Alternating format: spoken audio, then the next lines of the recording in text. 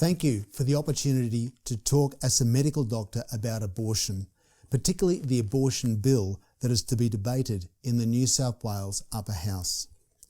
It is time to call out abortion for what it is. Science shows us that at conception, the mother's egg with half the DNA needed for life unites with the father's sperm with the other half. At that union, life begins. We know that we all started there. When a healthcare worker is presented with a mother and child, they have a duty of care to both. Medicine is about protecting the mother and child from harm. Abortion kills that child and wounds that mother. Abortion is therefore not medicine and not healthcare. You all know that. The typical abortion argument is then to look for exceptions. There are no exceptions. In every abortion, the child is killed and the mother is wounded. What about rape? Why should an innocent mother and a child be punished for someone else's crime?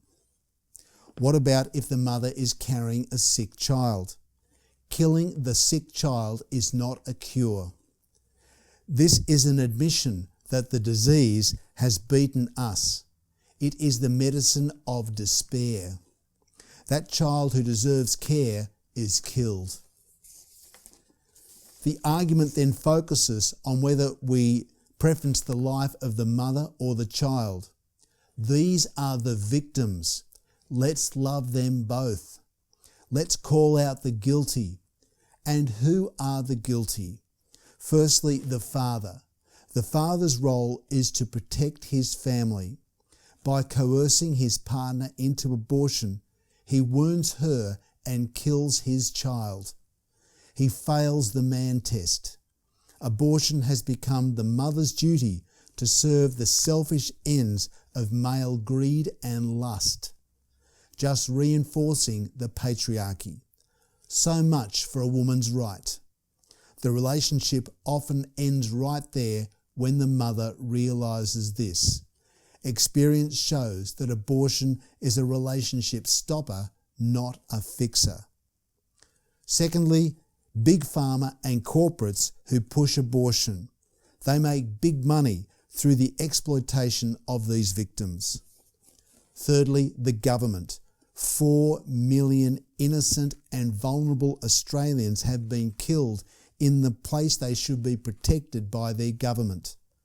4 times more than the Armenian genocide. All state-sanctioned and federally funded. Government has failed by backing abortion. Abortion is also stupid policy. 4 million taxpayers have not seen the light of day. There is more government hypocrisy in this bill. MPs will decriminalise abortion, but will criminalise conscientious objectors. MPs will use a conscience vote to destroy our conscience. Lastly, healthcare workers.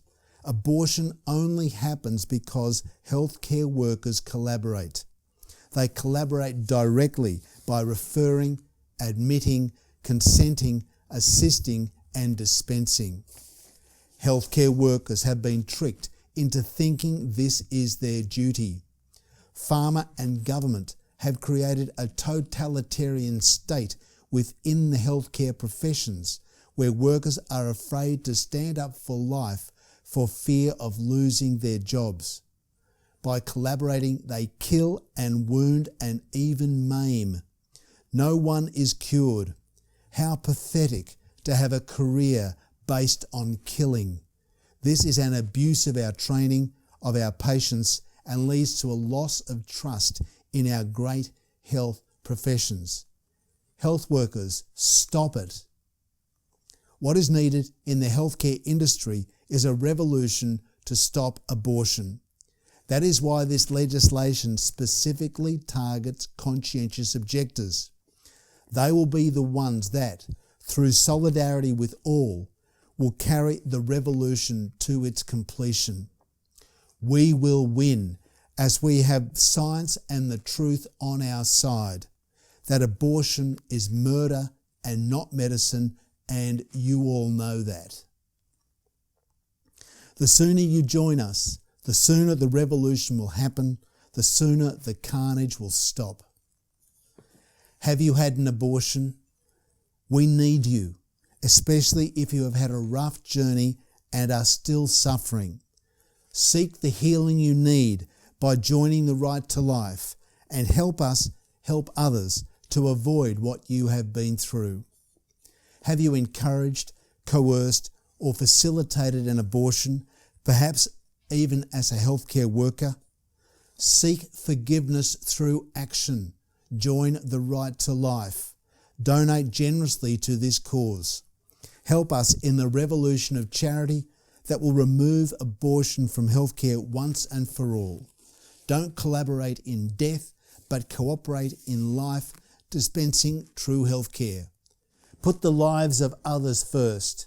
Help us create a great Australian life for all, especially the most innocent and vulnerable. Thank you.